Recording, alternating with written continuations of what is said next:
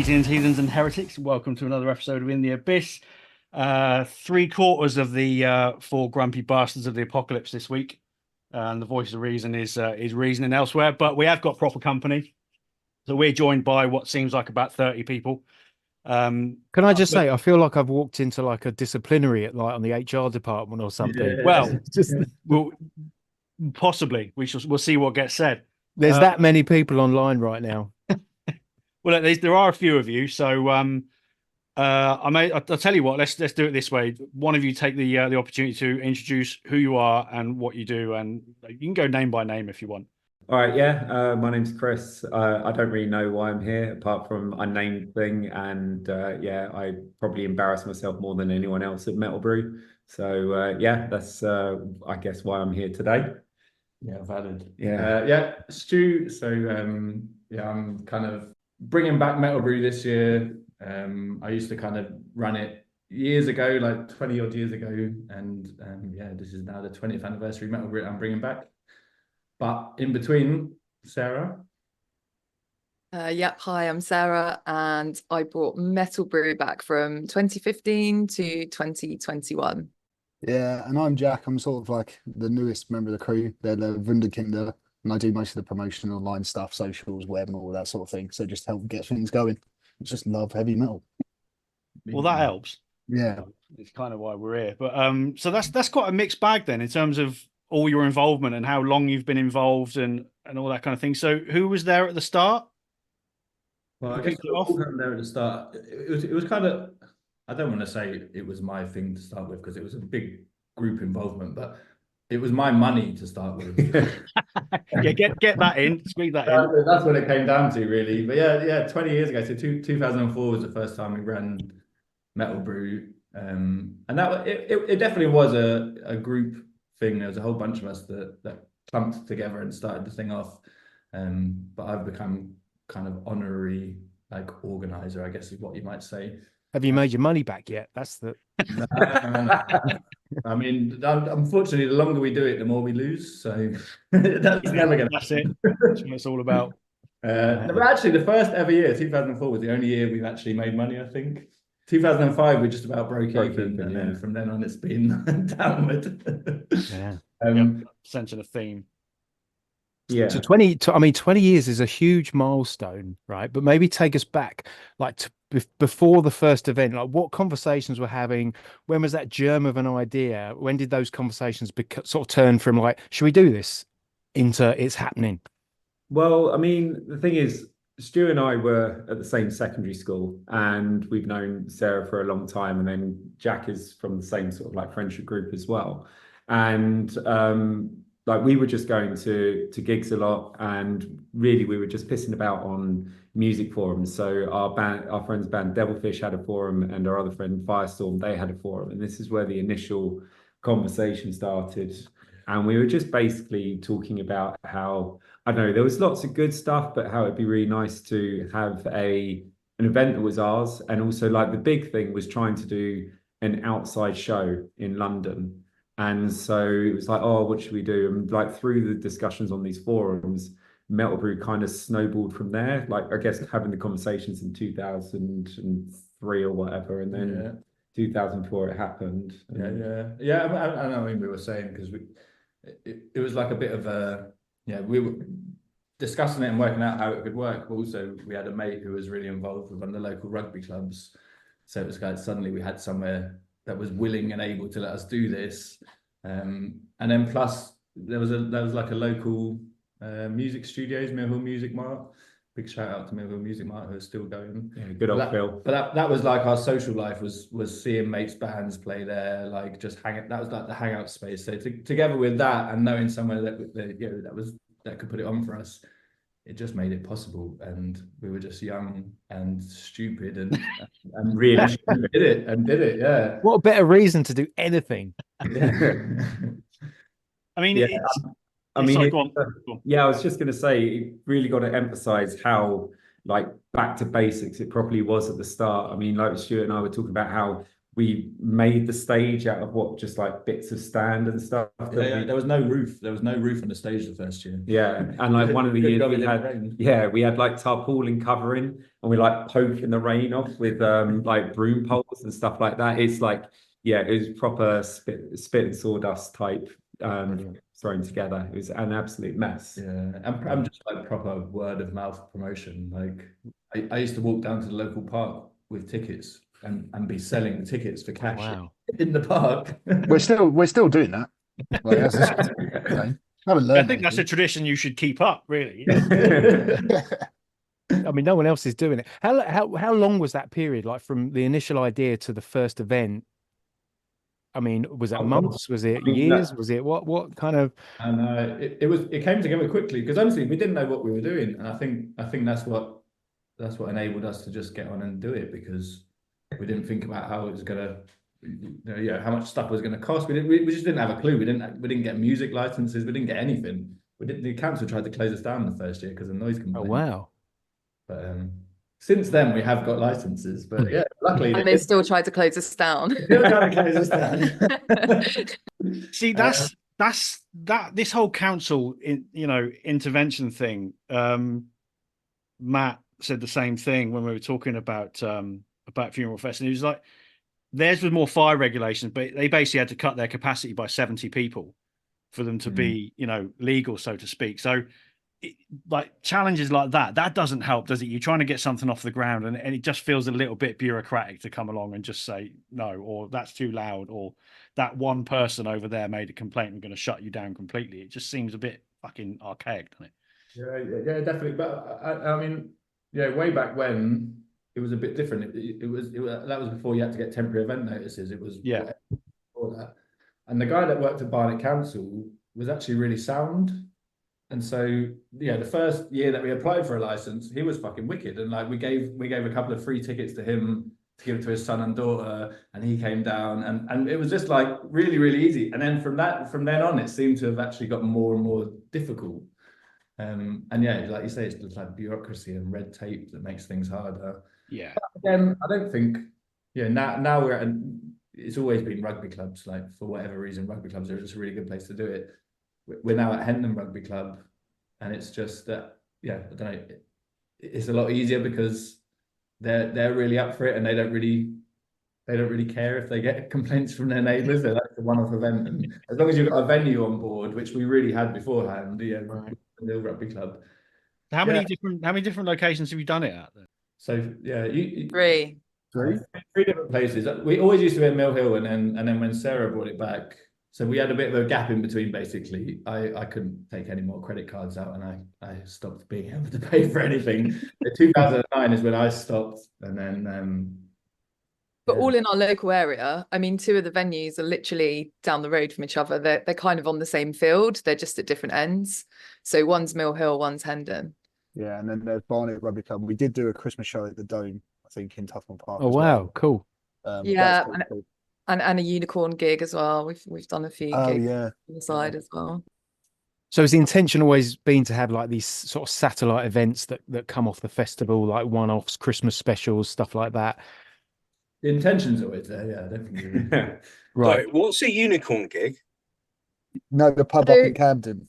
The unicorn gig was the Grudge, Brawl, Purple Kong. Yeah, I thought you said a unicorn gig, not the unicorn gig. Sorry, I just had visions of like a unicorn kind of being slaughtered on stage, and I'm not difficult to get hold of. Can you just imagine?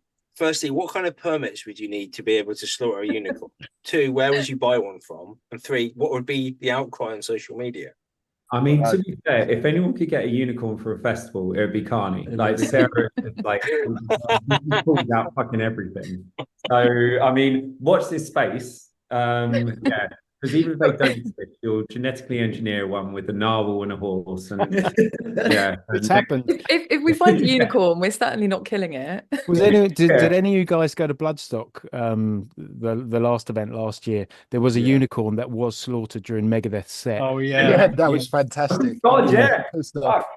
Even Mustaine got involved with that, didn't he? He was killed that unicorn. Yeah. Sorry, what happened? Somebody walked through the crowd during Megadeth with a massive fucking inflatable unicorn, and on our way back we stopped at a service station. That's blatantly where they bought it from, but it was fucking huge, and everybody wanted this thing slaughtered, and eventually you just saw it just taken down, like like a wildebeest being taken down on the plains. It was golden. It was like that scene in Jaws 2 where he chomps the helicopter and just drags it down under the sea. You kind of saw this huge unicorn just like sort of like fold in on itself and then just disappear into the crowd. But whoever had bought it with them, and they stood right in the middle, right, for obvious reasons, everyone's looking at Mustaine, but the view was entirely blocked by this massive 9-foot unicorn. So we were much further back, and all it looked like was somebody just brought a giant unicorn to stare down Mustaine, and then they dropped the lights. And it just like these like spotlights filtered onto this unicorn, and then we were like, everyone at the back was saying, "Is this part of the show? What's going on here?" It's part of the show. Yeah, yeah. I don't think Mustaine is quite jovial enough for that to be part of the show. But what's rarer though? Seeing a unicorn or Mustaine not slagging off Lars Ulrich. I mean, I'm not sure. To be fair, I don't think there was a single bit of Metallica slagging off during that set. So, it was probably in there somewhere, just sort of passively aggressively, and we didn't notice it. I definitely harbored deep inside. You could still see the spotlight in his eyes. Keeps him up every night, I think. But it's what he has for breakfast. Spite for breakfast, I think. Anyway, MetalBrew. What else can you tell us about who played that first show? So sorry, you were talking about the little satellite shows, but I'm just keen to go right back to the start. Great memories. So who was on the lineup? So it was basically local bands, mates bands. Like we were all kind of Mill Hill broadly and places around Mill Hill, which is like North London. And then I don't really even know how we got in contact, but like people found us and kind of asked if they could play. They heard there's going to be this outdoor metal show. So through that, we met a bunch of people who were like in Barnet, which is really close to Mill Hill, but it was kind of like a crossover of like local bands that we hadn't really been involved with before. So we kind of started meeting people from Barnet and watching their bands play. But the mad one was 2004. Enter Shikari played. Fucking hell. Yeah, and this is when Enter Shikari were literally still in school, probably. Like this is the very, very early days of Enter Shikari, and somewhere I've still got video footage of this, which I've got to dig out and put online. Who was it that was? They supported someone, didn't they? Was it? They supported Devilfish. Yeah. Yeah, so Devilfish were our mates band, and all I remember from Enter Shikari, I may be remembering this wrong, but they played to very few people in the pissing rain. And and just had to sort of put up with it. And it's probably, like, if they remember it at all, probably one of their most bitter memories. But this is our biggest claim to fame. Yeah, it's true. That's the biggest band that's played MetalBrew, and none of us wanted them there. Yeah, I mean, to be fair, no disrespect to Enter Shikari, but they're not our sort of metal. But like at that beginning point, it was just like any bands that were sort of like loosely local that wanted to have a shot. And we were just, we wanted to celebrate the bands that our mates were in, but we also, we just wanted to have like a day where there are a bunch of bands playing on stage and everyone gets pissed and has a really good time. We made them. Yeah. Quoting, if nothing else goes I think that's a fair claim. Yeah, I'd say so. I'd love to know if they actually remember. Yeah, if they don't, I'm definitely getting that video footage out. Put it up live. If it's that bitter, they'll remember it. But like from there, like there was a scene that was evolving in London in general, especially like the UK thrash scene. So progressively over time, through what was going on with UK thrash and a couple of the other London bands besides, I don't know, it felt like we had this solid base, like between the High Barnet lot, between our friends and these other bands that, I don't know, really felt like they were doing something really fucking cool at the time. Stuff like Dead Existence, Old Crone. Just there were all these different bands that were playing some really cool stuff. And so it went from this thing that was just your mates playing in a field and a couple of other sort of like fringe groups into things where you're like, shit, this lineup's really, really good. And so like by the third year, we had Lee Pound as headliners. And then the following year, we had Evo as headliners, which was, I think, 2007. Yeah. And at that point, I think we had Mutant play as well, or if not, they played the following year. That was when there became a big that was like the upsurge of kind of like the UK Fresh. Yeah.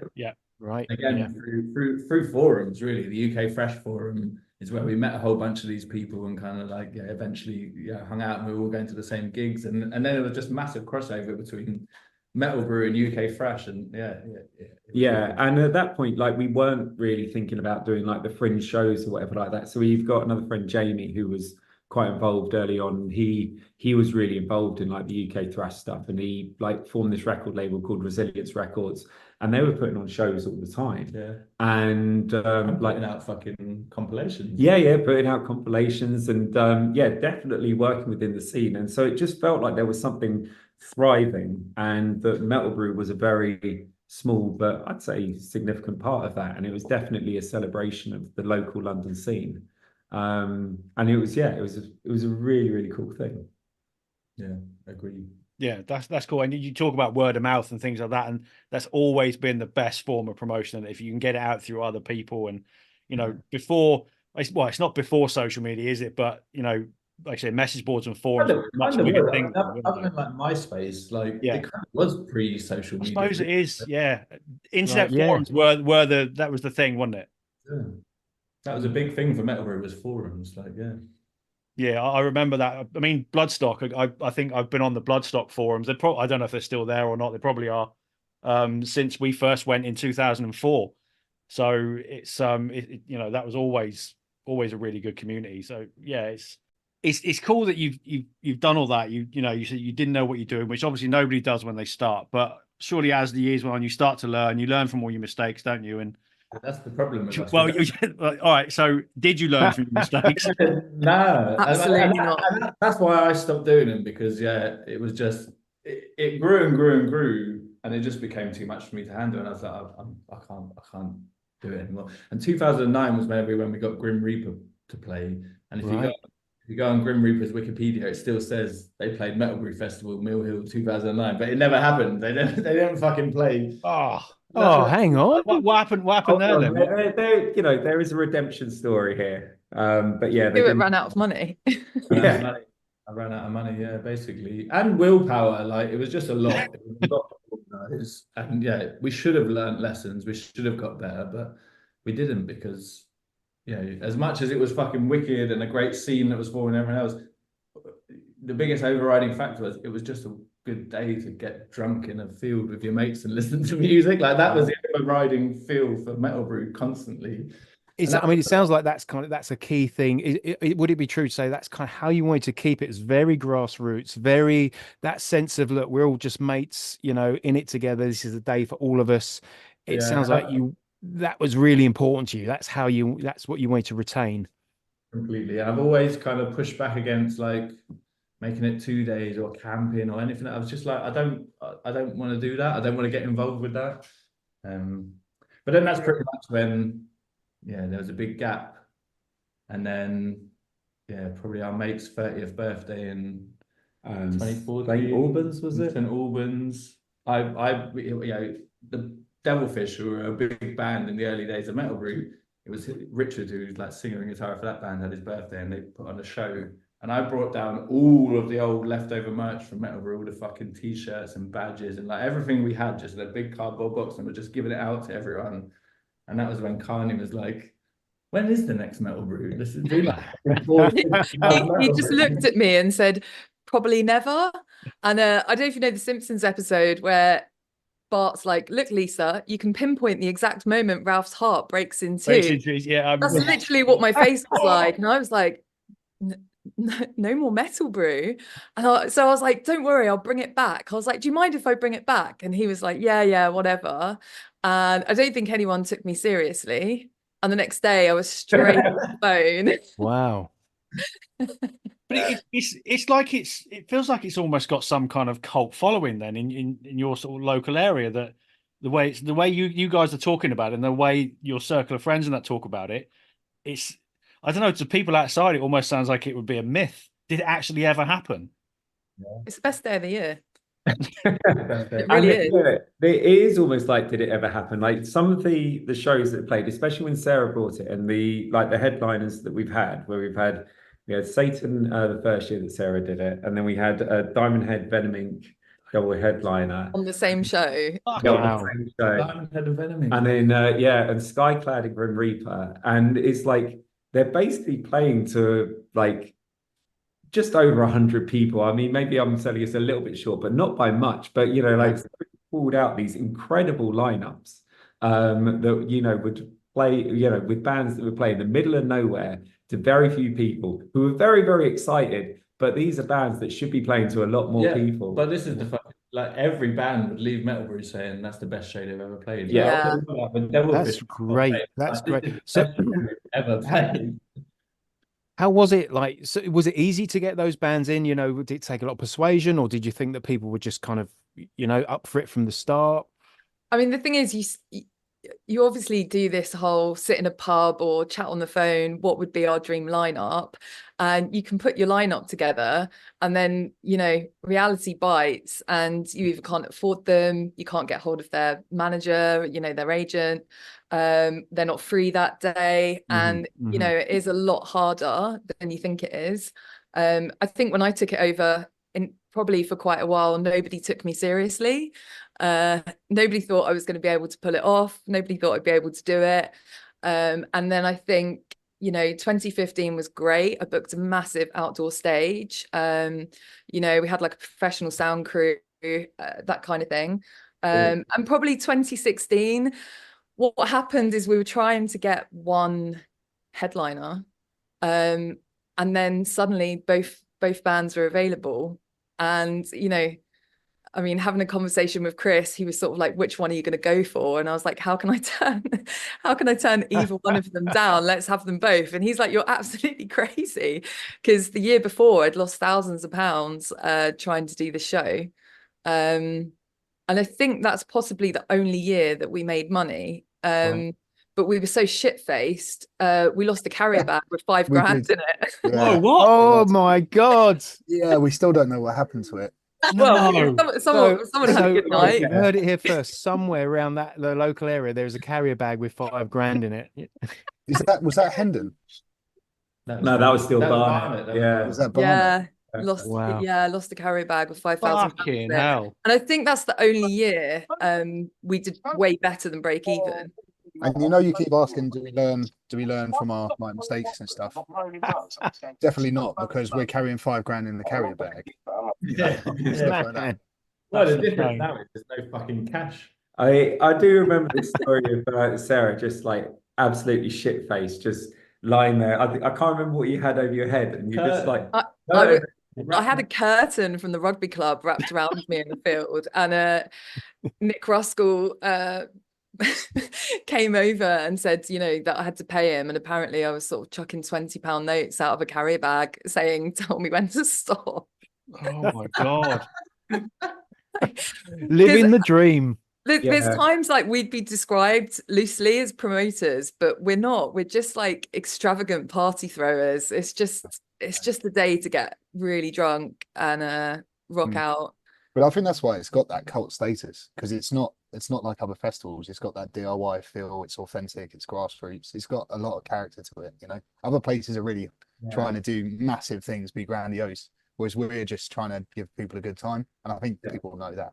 And like you say, with its cult status, we do have people that turn up year after year, and I mean, a lot of the time I do recognize them, and we're going up and it's like, I haven't seen you since the last MetalBrew. How are you doing? Or occasionally we see people at gigs, and that's it. We're part of a scene, and we're just dickheads that are putting on a show, rather than people that kind of like step back and detach from it all. And so like when MetalBrew happens, we're having conversations with the people that turn up and like, oh yeah, it's really nice to see you. How you doing? And it's, I don't know, it's friendly as well as listening to music and getting shit faced.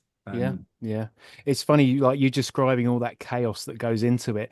I'm reminded of metal music. Like all my favorite bands just have that air of chaos about them. You don't want it to be too slick. You don't want it to be, too much production on it. You need that little bit of punk energy or that little bit of haphazardness where it could all fall apart at any moment. And that's what makes metal exciting. Yeah, those are things that make these events memorable. I go back to the to the early Bloodstocks and things that that were quite ropey around the edges, but you know, there's always a charm to that. And while it's still a great event now, it is very much more a proper event, isn't it? It's well run, organized.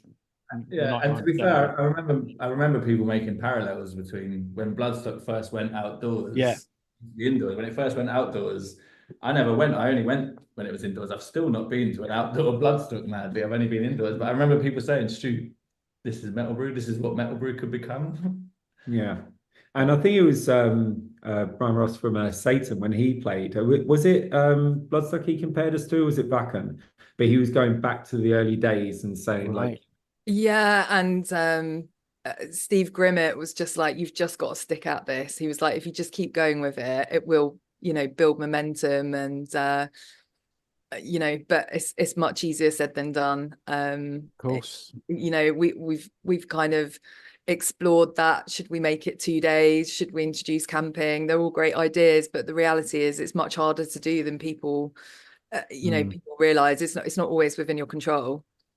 Do you look at, like, are there festivals out there that you look at that you sort of would like to sort of emulate or be like, or the opposite? You know, we don't want to become that, or actually, you know, we'd very much like to you know, be like something else, that whether it's Desert Fest or, you know, Damnation or.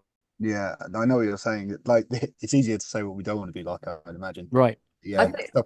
They want to be themselves, Bean. Okay. Yeah. Well, that's coming across. Yeah, I'm just interested. We haven't always played. Yeah, it hasn't always been an outdoor. Like, we have done indoor shows as well. But I think for us, it's an outdoor metal festival in London is the core of what we want to be. And it's quite weird because we still do it in North London, still in the same area. None of us fucking live there anymore. So it's like, it's not a local show for us. Like, it's a fucking hour for me to get there. But that's at the core of what MetalBrew is. It's you know, it's got to be an outdoor live metal show in London. So because they're really hard to find in London. Yeah. It takes me back to the days. The dream should be by the farm next to Glastonbury. Yeah, a metal festival the same weekend and have it embody everything that Glastonbury's not. So, like, you know, vegans aren't welcome.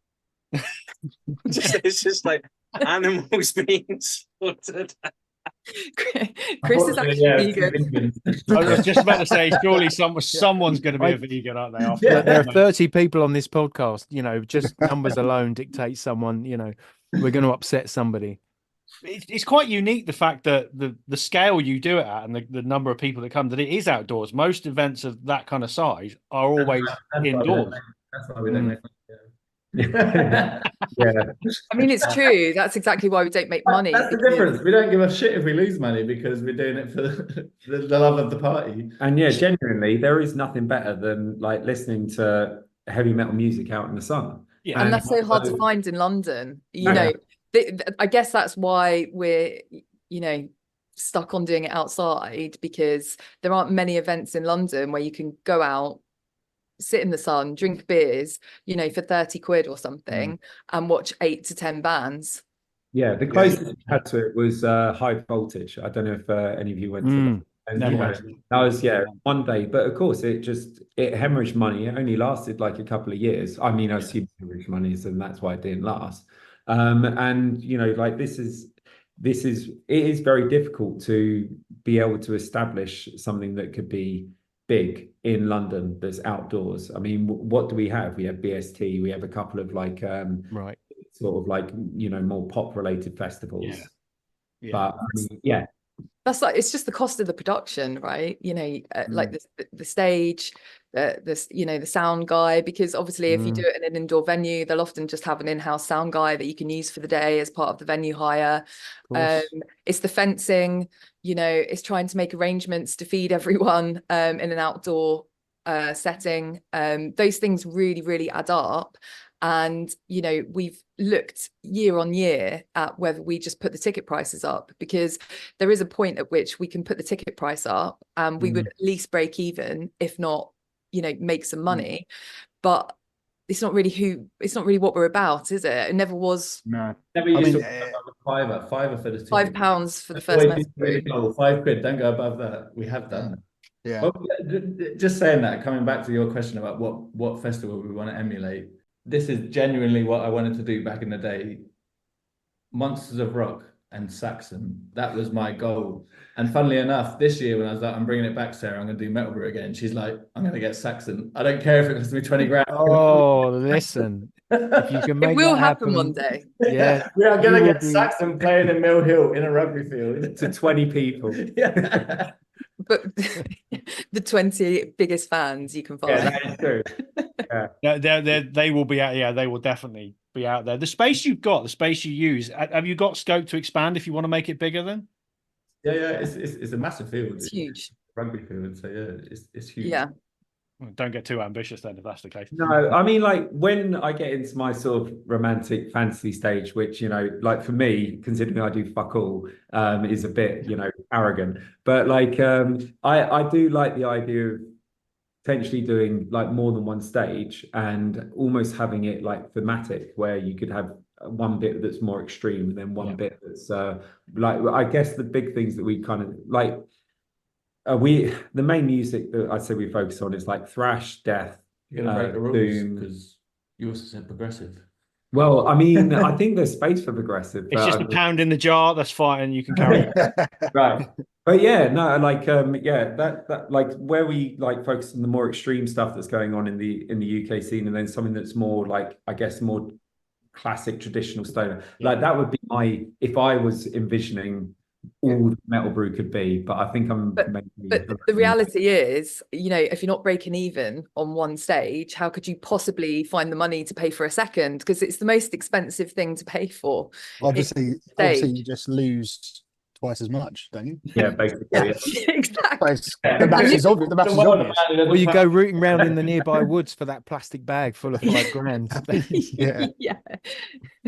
It does make you wonder, because, you know, you're not the only ones to say this. You put on these events, you fucking love doing it. It's like the highlight of a year, but it loses money every single time. Or, you know, it's certainly what it sounds like. And you must just think to yourself, why do we keep doing this?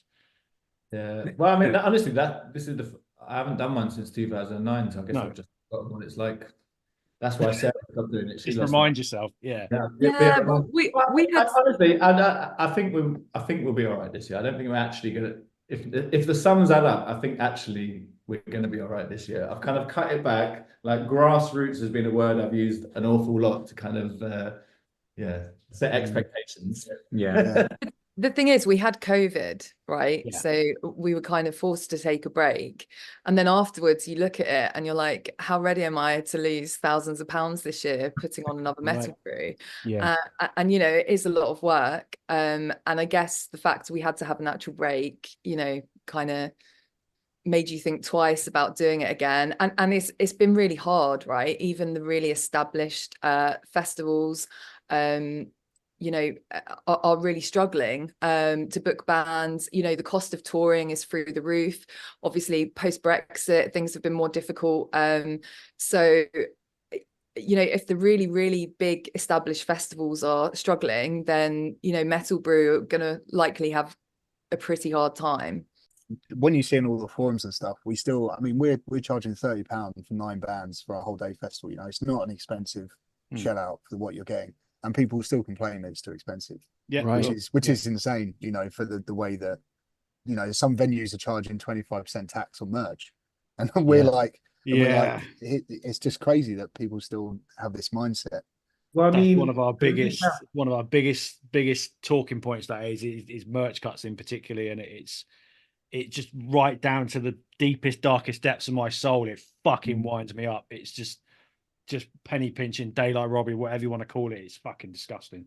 Yeah, especially as it's small bands. I wouldn't say metal's the biggest industry in the UK either. So it's a smaller, you know, alternative music style, and you're just punishing those like smaller bands. Yeah, it's a fucking disgrace. But yeah, I mean, like Leafhound, who are our headliners this year, they played the Underworld not that long ago, and I'm pretty sure it was £30 a ticket, and that's £30. And I forgive you for not knowing who the support are, but you're talking about a whole day of music. Yeah, and so, you know, like, yeah, we are conscientious of trying to make it affordable and something that, you know, anyone can basically come down and enjoy. 30 quid is pretty. That's pretty standard gig ticket now. You know, like say Underworld and places like that. That's you know, that's and we what was really encouraging is we did considering we haven't done this in a little while. We did the Christmas show a couple of years back. We did some blind buy tickets, inspired by things like Damnation and other festivals, and we just tried it out, and we actually sold out of all the blind buy. So it just goes to show that there is like a hunger for it still, in the scene, and it's really encouraging that people are willing to put their faith. That's in an interesting one. That one. What's the blind buy? Is that like, so the no one's Before announced, you announce the lineup, you just, the festival's happening. We But- were like, but on that- this day, no bands. Yeah. that is owing to like our cult following, Yeah. right? Because there will be people. I think even if we didn't put metal bands on, they'd still come to MetalBrew. They're it's just tr- so it's- loyal. Just And that's it's the other thing trust. charge that's- people 30 quid to Trust. stand in a field and drink beer. Yeah. It's trust and it's quality, Yeah. for people that have been going for years and just had a great time. That's all they need to know. Every time I go to MetalBrew, I have a great time. So here's my money. Let's do It's it that again. that word trust. You trust in it. You trust that the lineup is going to be something you enjoy. So fuck it, I'm going to get a ticket anyway. And they all go to see Caps. We've waxed him on stage as like entertainment in between bands. He's an entertainer all by himself. Completely Caps understood. literally had his arse waxed on stage. Yeah. Nipples, arse, and That's what you're eyebrows. getting for your 30 quid. Yeah. What the other bands- festival will you get the that? bands are just a bonus.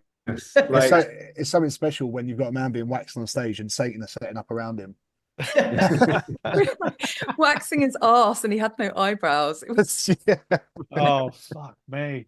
No, I mean, before we go on, I got to admit, what you guys do now, what you've done over the years, you're the kind of people that keep this fucking shit going. So, absolute fair play to you. You lose money like that and you still keep going. Yeah, but again, it's because we are genuine fans. So, like, the reason why people are buying those tickets, not just because they get to see me get waxed to fuck, but You better wax yourself because they're expecting it. if this is an uptake in sales off the back of this podcast, we'll assume that's why. But yeah, no, it's because we are still deeply interested in what's going on with heavy metal music now, and so the bands that we've got this year, they're based on like trying to celebrate what we think are really good, lesser known bands that should have a stage to play on. Yeah. And the lineup this year, I would say is as good as we've ever had. So let's be let's- specific. yeah, Talk let's about talk about this this year, year. because so it's the 20-year anniversary really of the first ever event. So do you have anything special planned, or is it just more of the same but with some really? Tell us about this year's event. Yeah, well, we're getting Leafhound back, and I don't know if you guys know Leafhound, but that was really special for me because we all fucking highly rated Leafhound well before they like came back, when they were like the proper underground, like unknown Leafhound. And when they first came back and started doing shows again, that's when we got them to play MetalBrew, and we were so amazed that they were like agreed, and we could afford them to come and play the show. So we had to get Leafhound come back and play. And then other than that, we've just kind of focused on getting local London bands. We know it's pretty much all London, other than Heavy Sentence. It's all London based bands again. Yeah. Back in the day, it used to be a core 3 mates bands. Devilfish, Firestorm, were the 3 that were like really instrumental to us setting up. So we. Our mates who are in Firestorm, they haven't played. No one will know who Firestorm are. Sorry, Firestorm, but no one will know who the fuck they are apart from us. And they haven't played together for years and years and years. But we're getting them to kind of get back in it and do a set as well. So for me, it was about the legends that we loved and that local metal and our mates bands. And so we've kind of we've got a mix of all of that, I think. Yeah, and it did sort of expand from there into like the other bands that were sort of like, I guess, like were doing the underground scene in London. And then I don't know, well, this year we like, in terms of bands that people that we properly know, it's probably Cosmos, right? Yeah, true. They're probably the one that we have the closest connections to. They're in our friendship circle, but they're really, really cool. They're a good mix of like with this like proper stoner / grungy elements, but then they've also got this classic 70s vibe that goes in there, and certain progressive elements too, and like deep bluesy powerful bits as well. They're just so I mean, like they're our mates, but they're also completely legitimate in terms of being on the lineup. And then all the others are just, well, I mean, I don't know, do you want to talk about any of them at all? Well, I guess, excuse me, I guess what I'd say as well is, like like I was mentioning, like Mill Hill Music Studios, that was always a big thing that actually we're a bit disconnected from. And so we reached out to them and just said, look, have you got a young local band who you rate, who plays, Right, yeah, who will come and play our festival? And so they recommended a band, Silver Cane, who none of us know, haven't really heard them. They haven't got any music out, but we're getting them to come in as well. So we've still got hopefully that bit of like actual Mill Hill local element coming in and playing. Yeah, we've got some newer bands as well, like Lust Ritual and Under the Ashes. Both of those guys are relatively new. Lust Ritual last year, really like doomy sound, really like classic, heavy, sludgy. And then you've got Under the Ashes, who played Desert Fest, which I think I've bumped into you guys at. Yeah, and yeah. Yeah, they were fantastic there as well. They're like really heavy crust. Like if you like Bolt Thrower, you'll like Under the Ashes, you know. So they're new, and it's nice to see that they can play as well. Yeah, I think it's important that you say you've got a local band in there as well. You're keeping that part of the festival. It's important. Definitely.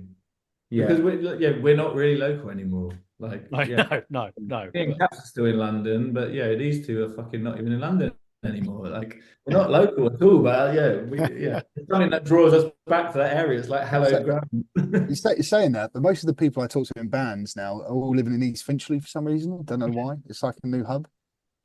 So they're local at least. You know, who fucking afford to live in places like East Finchley these days? Yeah, seriously. Jesus Sounds like they've made it big time and are no longer suitable for MetalBrew. yeah. Couldn't even afford a squat in fucking East Finchley, but you got Heavy Sentence, you got Parish. Fucking love Parish. Parish are a great band. Oh hell yeah. And everything you've got is varied as well. They're like the one non-London band, but our connection there is Dave Sherwood on drums, who's a fucking legend. I've known Dave for fucking years and years. And he's drumming for them now, so that was like I went through him to be like, could Heavy Sentence come and play? And they've agreed to play, so they're coming down from Manchester. Fucking awesome band. And again, fucking wicked. Yeah, honestly, it's a sweet lineup, and I think that's the beauty of it, is when we finally put it together. It's like, wow, I would go to this festival. If I was not putting this on, I would go to this festival regardless. The only one I don't think we mentioned is Chernobylizer, which is like a three-piece, like thrash three-piece. It's Steve Lofton, who used to be the drummer in Seven Sisters, but he's melted his wrist, and now he's a bassist in his own band. Chernobylizer. I just wanted to say that word out loud because it's a fantastic word. I remember could only be a thrash band with a name like that. When he first told us that name, I think all of us pissed ourselves laughing because it doesn't sound serious. Like to be fair, I'm not sure they are overly serious, but they are top quality, sort of like like that classic, almost like don't want to like sell it short, but like B tier thrash. It's not your Metallicas or your Megadeth. It's more like your I don't know, Gamacide or something like that. It's the lesser known thrash bands, but they do it really, really pure. A little bit of that crossover element in there as well. So I mean, they get it. Yeah, it's just going to be really like raw and good fun. And plus, we don't have to pay them. Sorry, hey. That's a big one. That's the reason I got them to play. They're only just finding that out now, listening to this. Listening to this podcast. No, it's all right. We'll buy them a pint. But like with Steve, like he was in Seven Sisters, so his band played before, and we're good friends with Steve. And Dave Sherwood, same thing. So like, there's still that element of the people that we know and that we love, and then having their bands that we also know and love play the festival. They've still got that element. It's not just, I mean, it is all about putting great bands on, but it's also about celebrating, the bands with the people that we love in. So yeah, of course. Yeah, I love wicked one this year. One of our mates is head brewer for East London Brewing Company, so there's now officially going to be a MetalBrew beer that we're selling this year. So tell us a bit more about the brew side of things. Is that just because you're a bunch of pissheads, or is there, or But it sounds like this year you've kind of turned the volume up on that a little bit, and you're doing something specific. So a MetalBrew beer. Oh yeah, so MetalBrew. My channel is. Not gonna lie, it came from a special brew. Really. I think we just basically Yeah. we used to drink special brew in the park and call ourselves the Brew Crew. We've come a long way. Well, from what you've described, I don't think you have come along. Yeah. But I mean that as a compliment. That's where MetalBrew came from, and we used to always make a metal brew, which would just be the fucking bucket that you'd pour Shit mix. lager and shit in it, and yeah, drink from the bucket. Yeah. And now we actually have a real genuine metal brew beer that we're getting on. It's going to be on draft and in cans. And Okay, so did you approach them or did they approach you? How did that come about? He's actually asked. I mean, even when I was doing it, he was like, "We need to get a metal brew beer," but there was just so much to do. I just, couldn't find the time. No, So it's always been it interesting. was mutual. It was mutual. Yeah, I kind of like reached out, really like, feeling the ground, like, we'd love to do this. If there's anything that we can make it work. And it was like, I would love to make you a beer. Definitely, I would love to make you a beer. And the best thing about it is we're getting cans made up, and across the top of the can it says, "Better than the old piss we used to serve out of buckets." But yeah, it's George who's the drummer in Cosmos. So yeah, he's the guy who now works with ELB, and yeah, he's pulled the beer together. So yeah, it's really exciting. I mean, it seems really apt for like the 20th anniversary of this festival. Yeah. Damn right. Yeah. Everyone makes a beer nowadays, a beer or a fucking wine or whatever. Like there's a real big tie-in with metal and producing. We just need a hot sauce now. Yeah, that's the other thing, isn't it? Yeah, hot sauce is everywhere. I don't quite get that one. Beer makes sense. Hot sauce, I'm not so sure about, but look, anything. It's the fires of Satan, isn't it? Well, sure, the depths of hell. Yeah, but look, anything that helps a band promote or even make a couple of quid here and there. These days, everything helps, doesn't it? Whatever you can possibly do to get out there, you and genuinely, we'll be able to make some money on selling these things, which is that will help us cut into. And me and Stu, we live in Walthamstow, and Signature Brew. They're Walthamstow based, and they quite often have like beer launches and connections to bands. Yeah, I was going to say, yeah, they've got one coming up in July, like the week before MetalBrew. Yeah, and so that connection between drinking, like Ben Ward is now sober, but they're still doing a fucking beer because that's an alcohol-free beer. Though. Yeah, they are also doing alcohol-free. Yeah, but it's the recognition that this is what we do. We listen to heavy metal and we have a good time. That was always a goal as well, to get Orange Goblin, but they've always charged a lot of money. Yeah, I can imagine that. It's only gone up.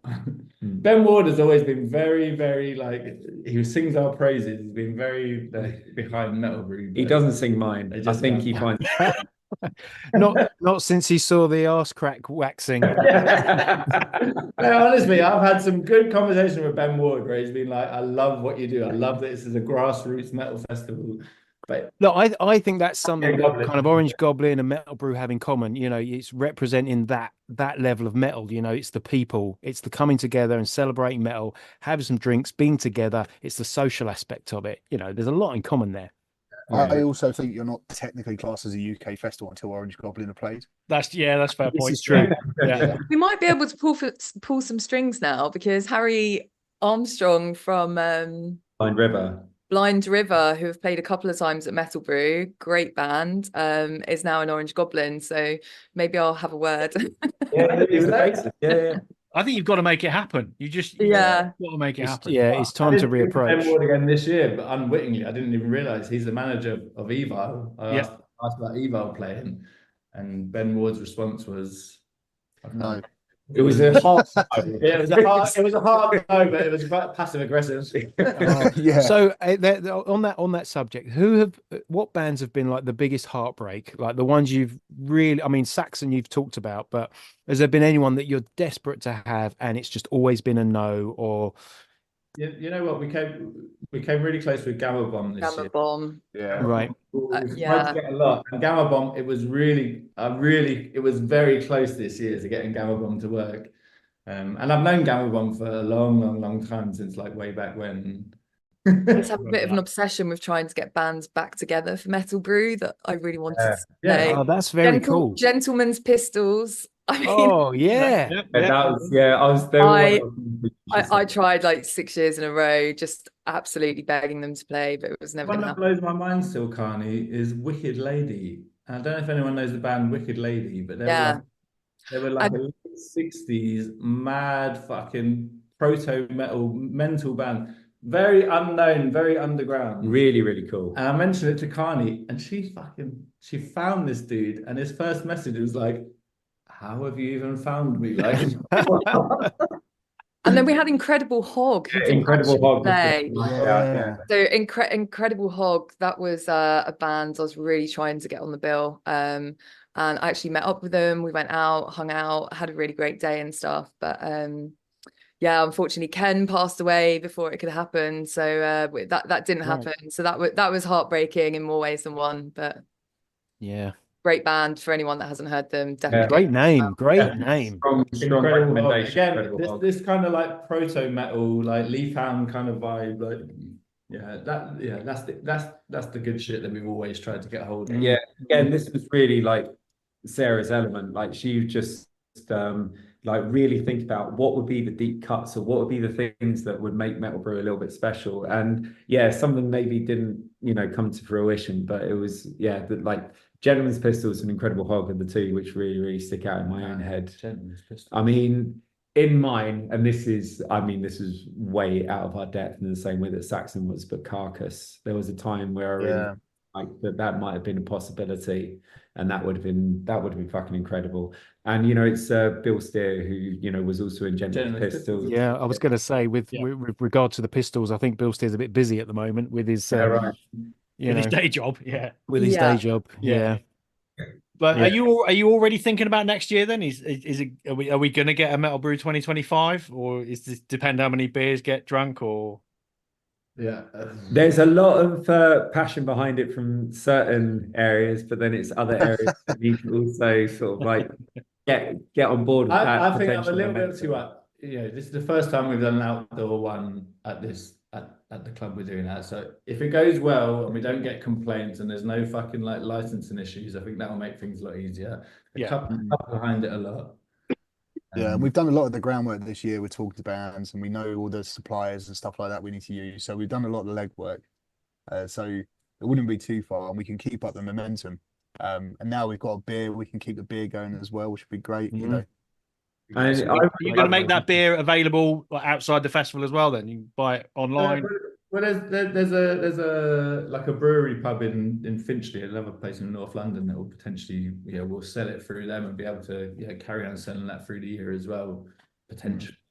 Yeah, and then it's just going to harass all the people we know in Camden, like the guys in the Black Heart and the Dev, to put it in there for a bit and see if it sells. But it's a saturated market, so who knows? Yeah, I think it will, because it's just too hard. I hope so. I mean, like the other thing is like the lineup is really good this year, but I would like us to if we start now, I think we've got a real good opportunity to almost like diversify. Get Gamma Bomb, but also like I think I got to cut that out as well. No, yeah, but like we it does feel like a lot of the bands that played here are like very much within the Desert Fest fit as well, which is there's nothing wrong with that. It's really good, but I think we could do a broader breadth of like what metal's about next year if we get stuff ready now, because we our tastes do extend beyond what this is, but like I said, it's incredible, but I would like to do a more varied lineup next year. Yeah, it's interesting because I think even Desert Fest are doing a more varied lineup. They are. They're definitely bringing in some other stuff. Yeah, there's the biggest challenge for us being smaller is that when we come around to ask the bands, it's the no play clauses, which is like weeks before and after. And there's if we're going to do it outdoors, you've got things like Desert Fest, Download. Even if you're playing Bloodstock, you've got all these smaller stages. So the bands that we would put on, if it's great for them to be going to these bigger festivals, but if they're in these clauses, they won't be.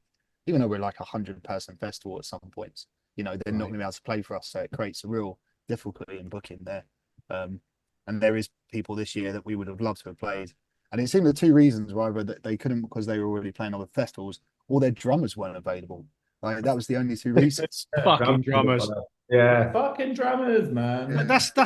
That's an interesting one. That so that's not something I've heard of. I would get it for headliners and bands further up the hill, but that even happens at your kind of level, that a band might get a small slot at a Bloodstock or something like that, and they will have that clause that they can't play close to the they festival will. either side. I mean, Stu was doing most of the booking, but I obviously saw a lot of the emails. And most of the time, if you think about it, if you're a band that's, you're going to come to us and we're going to pay you a few £100 maybe, which would be great for them. But then in comparison, they go to download and get exposed to 20,000 people possibly. It's a no-brainer for them, and it's great that they can do it.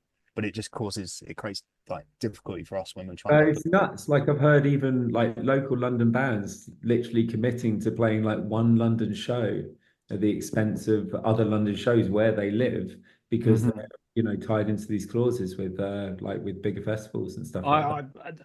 That's why me up. That's not cool.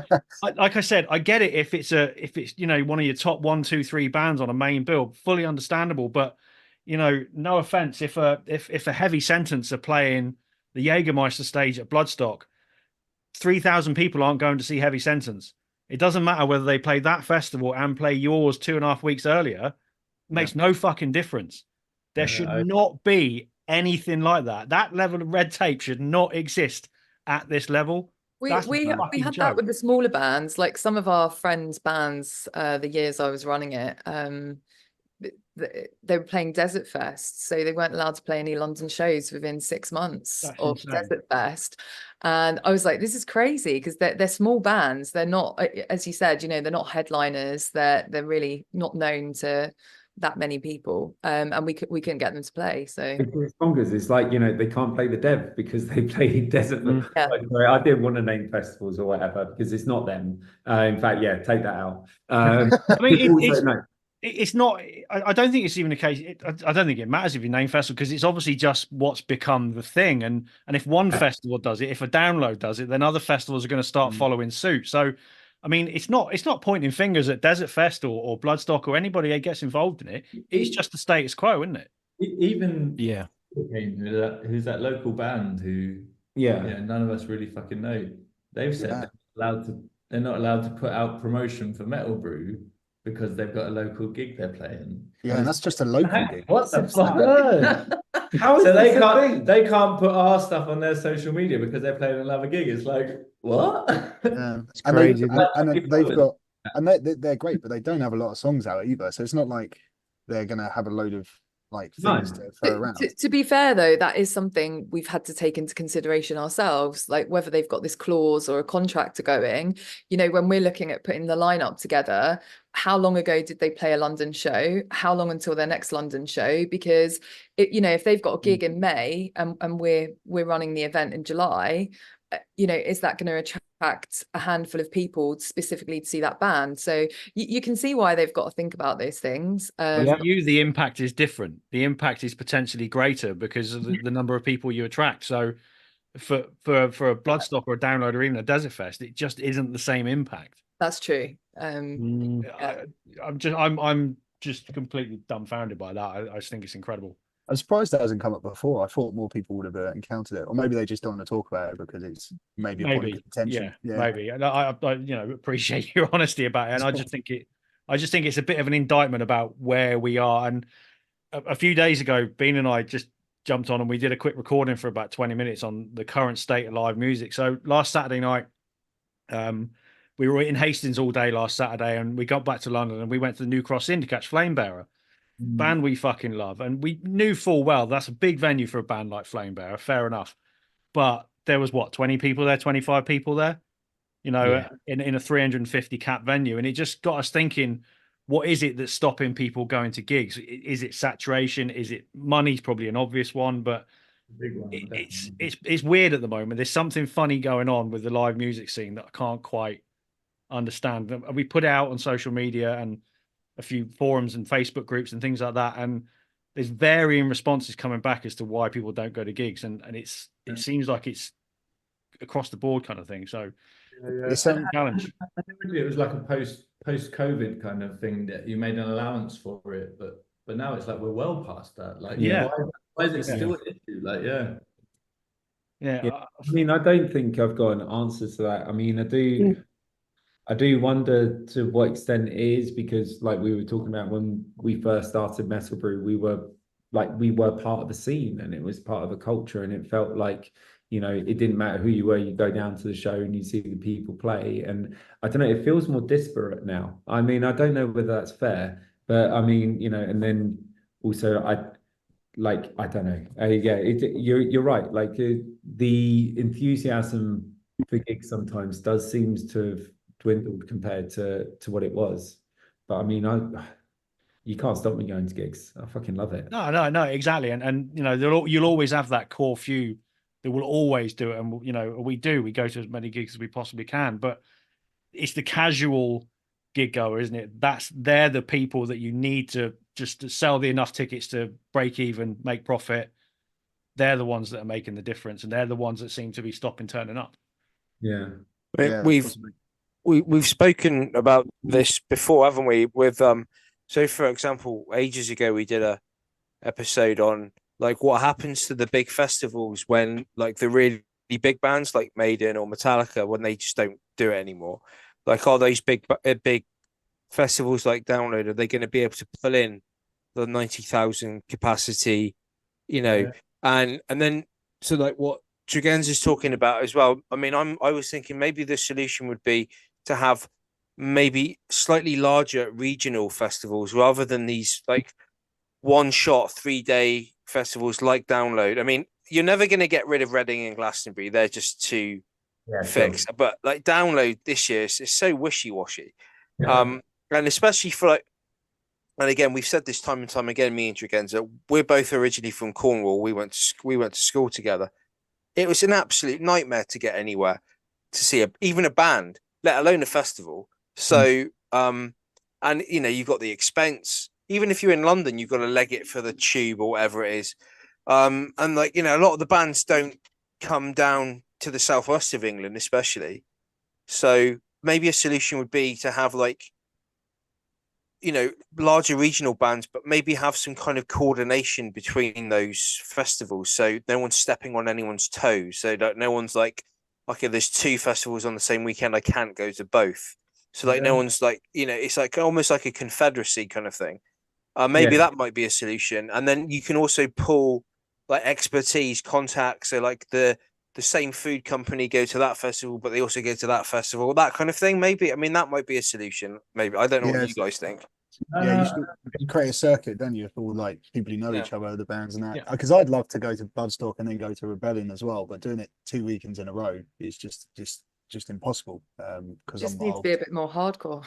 Yeah, I know. Shame on you. But also, it's a very big reason why I've never left London, because you know we get a lot of shit on our doorstep. Like fair enough, we have to run for the tube, whatever it is, but it's a lot easier than living outside of London. Like it's a very big reason I still live in London. But in principle, I think absolutely. You know, you Londoners, you just make me sick sometimes. Well, we fucking pay for it, let me tell you. I think you're right. Like, you know, if smaller festivals or like, you know, smaller people that were interested in organizing proper events coordinated together better, then we could probably do a thing where, you know, it's like, yeah, you do this in June, you do this in July, you do this in August or whatever. And, you know, like actually, like, and if you promote each other as well, then there's an opportunity for a real, you know, again, thinking about a metal community building up, you know, it could be across the country. And yeah, that'd be fucking wicked if people were like touring from fucking event to event across their summer. That'd be amazing. Because you also you're not just like a band like Flamebearer, they're going to play Bloodstock this year. But when you look at their list of gigs for this summer, they haven't got a lot of gigs. But let's say they were able to play 5 good, solid, medium-sized festivals with, say, a couple of thousand people in attendance minimum, and then make some money. Like, you know, where they could actually say at the end of summer, oh, you know, we're a couple of grand up on where we were this time last year. We can now put that back into like putting the new record out or something like that. And then because that's the other thing, a lot of these bands can't make a living from it. By the sounds of it, you guys aren't driving around in Ferraris. So like it's Or living in Finchley. Yeah. We all do this because we like metal. Like we do the podcast. I mean, Tregenza keeps all the money. He doesn't really give me and Bean much. You know, he gives us like a Jacob's Cream cracker in the post every now and again. But like, Yeah, it would be nice. I mean, like if you had something like a New York Mafia commission where like territories were given out to certain families, like they could only run gigs in those regions, and if you did without permission, you were like kind of taken out the back and shot. Maybe that's a solution. Might be a little bit draconian, but yeah. That's Padre's solution to everything, just taking out the back and shot. Shoot them. Well, you have got across Europe, you've got this United Festival Force, which Bloodstock are a part of. So check my notes. You've got Bloodstock, Summer Breeze, Alcatraz, Brutal Assault, Dynamo, Motorculture, and one in, I think it's in Portugal, Leyendas del Rock. 7 festivals that are part of like a group. And I think they all support each other. Like if a US band is coming to Europe, those 7 festivals will support each other to maybe get that band onto, say, maybe 5 of them or something like that. So something like that does exist on a bigger scale, but we don't have anything like that in the UK. That's a really cool idea. I really like that. And, you know, I think if you did that, like, again, across the UK, if you got I don't know, a middle to big band and you're like, right, they're going to do this festival in London here, they're going to do this one down in the southeast here, this one in the southwest here, you know, and the same. I think like because there must be other, well, I'm sure there are other festivals that are doing like what we're doing in other places. And you know, if we could communicate with each other and like establish this chain of events, that would be, and then they get like, I don't know, the same key headliner, but then they've got other more local bands to do the rest of the lineup. That would be fucking amazing. People would love that. Do you know what's interesting? Listening to you say that is I'm just reminded of how this conversation began, and you talked about the forums and the communications and the chat rooms and everybody, this kind of network of fans that were talking together. And you know, Metal Brew is what came out of that. You know, that's the success that grew from everyone talking to each other. Well, I mean, I've got some notes here. So you've got, as we talked about earlier, on Funeral Fest all the way up in Cumbria, so obviously miles away from any of us. You've got Uprising, which is one in Leicester. You've got Southwest Heavy Fest down in Somerset. Call of the Wild, kind of a rock, blues, and metal festival in Lincolnshire. And then you've got things slightly bigger like Outbreak, Hardcore, Damnation, things like that. Darkness Over Cumbria is another one, a pure black metal festival in the woods in the Lake District. So these events are dotted around. So maybe there is potential for something to happen and everyone supports each other. And who knows, it might be something that keeps the scene going. Fuck me, Padre, you're almost onto something. Yeah, I think that's the powerful message. Yeah. I'm a look. You guys are like, you know, into the minutiae. Like I'm a big picture kind of person. Yeah, I mean, we probably need to get our own shit together before we start thinking about it. No. Yeah, there's get our shit together. you were saying like, I don't know if there's anybody else doing like what we're doing, and then immediately my thought was, if anybody does what we're doing, they'll have a breakdown. So how do you get through that? What are you doing to support each other through that chaos? It sounds like fantastic chaos. It's difficult. We meet up every now and again for a few drinks. You know, constantly bring each other down and try to, you know, reduce ourselves to nothing. And then, but I don't know, we rise to that adversity, you know. So like when I'm calling everyone else a piece of shit, and then they use that as an opportunity to prove me wrong, which to wax your ass. Yeah. Yeah, exactly. Yeah. You know, it comes back on me at the end. So Chris keeps saying he doesn't do much, but he's really here just for us to all like vent steam on. He's just a punching bag that we use verbally across WhatsApp to have a go at. That's all he's for. Yeah, we've got a punching bag. It's called the Voice of Reason. Yeah. Fuck you, Voice of Reason.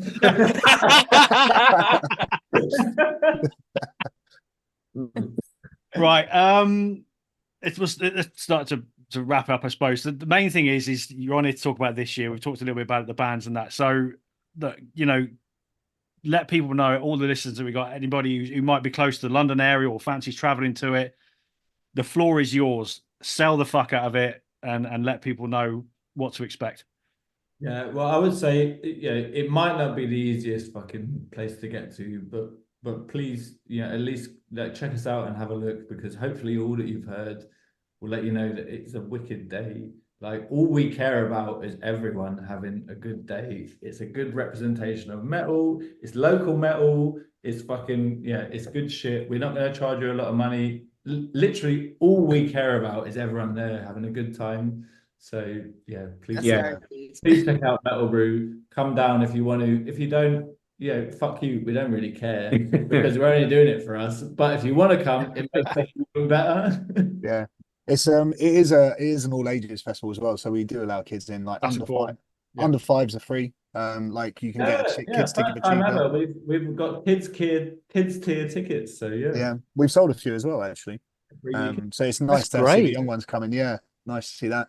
I think that's important these days because some of us we're getting older, we got kids, and we still want to like we said, tell me about it. 20 years ago, we're fucking old.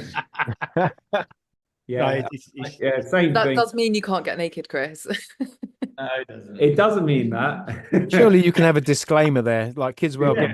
You got to sign a waiver on the way in. Yeah. Bring your get his arse racked. Knowing the risks as you enter. So I mean, I can't be liable for the degree of clothes that I have on across the fence. Right. So we've got heavy metal, we've got nudity, we've got beer. We're ticking most of the party boxes here. What else do we need to know? There'll be food there as well, available to buy. I think we've got the guy from Crypto the Wizard coming down to sell some vinyls. We'll have the merch stands that we won't be taking any cut of. There'll be an ice cream van in case it is actually in case it's actually warm. Chances are it will rain because it's MetalBrew, so it always fucking rains. No mushroom van. No mushroom van. Mushroom. First ever year we had someone turn up with a refrigerated van selling magic mushrooms. Was he invited? He wasn't invited, but we allowed him. Was that the same year you lost £5,000 in cash? No, that was the only year we actually fucking made money. That was in that glory period. I don't know if he made money. Glory period where you could sell magic mushrooms fresh and it was legal. Like there was that weird period where someone found a loophole that if you sold fresh mushrooms, they were legal. So anyway, the days of the cannabis and mushroom cafes in Camden. But this dude had a refrigerated van and came down and was selling from the car park. That's fucking incredible. I can only imagine, like 20 years of doing this, you've got some incredible stories. I mean, we cannot remember them. That's a good way of saying. Best forgotten, eh? Best forgotten. Yeah, but no, we actually do have a whole load of footage and photos and everything that we kind of wanted to do a bunch of stuff compiling, ready for this year.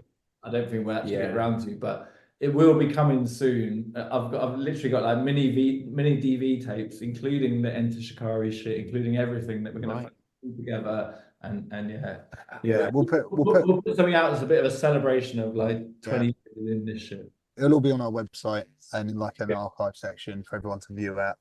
It's good viewing. Even if you go to the website and see like the video, there's clips from the old MetalBrews just scrolling through. Like one of them, Stuart's dressed up as Dr. Death. I think you are, right? Trying to attack Chris. So it's good fun. And so the website, is that where people can go and buy tickets? Yeah, metalbrew.uk. You buy tickets from there. Unfortunately, someone already had the co.uk, so we're metalbrew.uk. Yeah, who bought co.uk? Fuck you. Actually, we had metalbrew.co.uk and then we forgot to and then we forgot you left it in a carrier bag somewhere. And whoever bought it then just started selling shoes. So there was a lot of confused MetalBrew fans going to the website. What about that? We were actually a shoe website for a couple of months, weren't we? So what? There are people walking around with MetalBrew shoes on that, unknowing that it's connected. Possibly. Right, each to their own. metalbrew.uk, fucking check it out.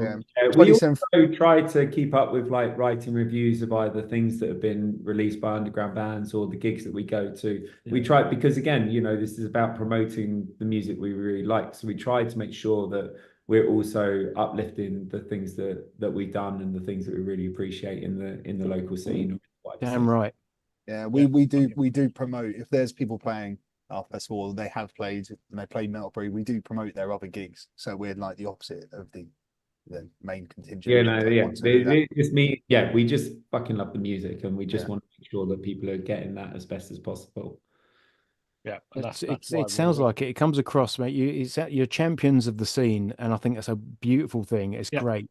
Yeah, That's it very really is. kind.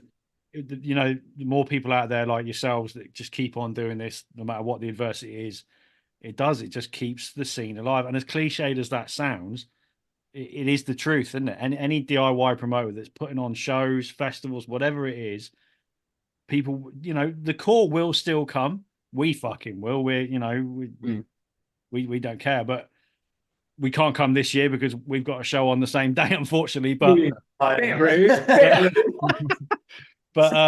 but look, you know, it is what it is. We're miles away, so it's fine. You know, it's there's no clauses. Also, you guys, your podcast, like, you know, I hadn't actually heard of you guys before this shit, but I've been listening back to your podcast, and yeah, it's wicked. I love the fact that appreciate that. Yeah, it's just you know, genuine and love for the music, and yeah, he's got some notes on your Judas Priest list. Yeah, by the I might way, have but... a few notes on but yeah, whatever. You did a fairly good job of that. And that was one. When you say fairly good job, is that because I stuck up for Loch Ness? Oh. No, mate, that was the one that was up there. I stick up for Loch Ness, don't you worry.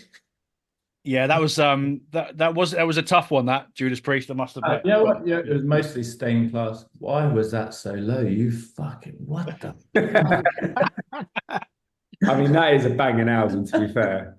I don't know about that. Well, look, there was a disclaimer at the start of that episode. You know, we were just talking about good albums. Like there aren't bad Judas Priest albums. You know, it was we were ranking them from the best to the less best. Smoking. I thought we put this one to bed. Nostradamus is a fucking disgrace. It's just Nostradamus is a disgrace like of an album. Monster coming out of the lock. You mean like if you come up with the idea, let's write a concept album about Nostradamus, you don't need to be able to predict the future to know how it's going to turn out. It's going to turn out absolute shit. Right.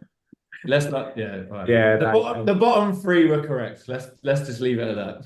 I can't even remember what the bottom three were now. It's ages ago. Well, you know, let's just demolition. Look, guys, thank you so much for coming on. It's been an absolute fucking riot, and I did not expect half of what you've told us. So the fact you lost a carrier bag full of $5,000 is easily the best story we've ever had on this podcast. So fair play to you for that, and fair play to you for carrying on doing what you do. I think it's fucking incredible. And if it happens in 2025, yeah, we'll 100% come along because. Yeah, and I just wanted to say, Saxon, if you're listening, you know what to do. You know what to do, Saxon. Come on, get Biff on the phone. Saxon and Orange Goblin. Yeah, that's the dream. You heard it here first. Yeah. Let's make it happen. So I'm hoping to have Orange Goblin on this podcast in the next few weeks anyway. So I'll we'll sort of Say hi to Harry. Yeah, exactly. Yeah, we'll Harry's your fan. Harry will sing our praises, guaranteed. There you go. See, I made him a birthday cake, actually. Hang on. You made him a birthday cake. Genuinely, a Blind River birthday cake with all of the Blind River band as little marzipan characters. It had the Wonk Unit Dinosaurs Are Wankers on it because we're both big fans of Wonk Unit. It had a little rainbow, MetalBrew flag. Yeah, I'll send you guys a photo. Yeah, I need to see that. Yeah, right. Definitely. He owes you. He does. It was my birthday last week. He didn't even text me. Oh, that's fucking disgraceful. The perfect birthday present would be Goblin at MetalBrew 2025. So exactly. There you go. But yeah. No, honestly, thanks for coming on, guys. Like I said, it's been great fun and good luck with it this year. I hope it goes really well. I hope you remember some of it, whether you will or not is another matter. Can we just remind our listeners in the UK to please vote next Thursday and please don't vote Tory. And if you do vote with a bullet. Yeah, don't vote with a bullet. Don't vote for Starmer either. Like, come on. Let's well, This is a whole other podcast. yeah, but- don't let him go, because before this podcast he wanted 10 minutes to have a rant about the Tories. So let's nip that in the bud now before it gets. if you want to do a politics podcast, I mean, we're happy to jump over and just rip the shit out of the absolute Starmer. shit show. Yeah, fuck Starmer. Fuck fuck the Tories. I mean, you don't need to say fuck the Tories anymore. The They state faked of themselves, didn't they? situation is an absolute fucking disgrace.